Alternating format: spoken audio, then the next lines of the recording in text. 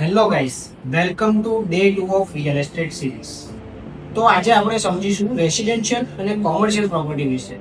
શું તમે પણ પ્રોપર્ટી લઈ રહ્યા છો? તો પહેલા એક વસ્તુ નક્કી કરો કે રહેવા માટે લઈ રહ્યા છો કે પૈસા કમાવા માટે. કારણ કે પ્રોપર્ટી તો બધા લઈ લે, પણ ઘણા લોકો ખોટા ટાઈપની પ્રોપર્ટી લઈને ફસાઈ જતા હોય. હવે આપણે સમજીશું રેસિડેન્શિયલ પ્રોપર્ટી વિશે.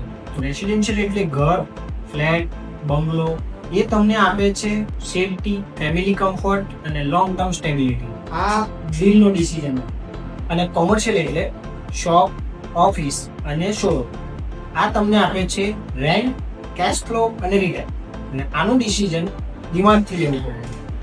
એટલે યાદ રાખો કે ઘર લેવું અલગ છે અને ઇન્કમનો સોર્સ ઊભો કરવો અલગ છે. જો ખોટી ચોઈસ કરી તો ખાલી પ્રોપર્ટી નહીં, પ્રોબ્લેમ લઈ આવશે.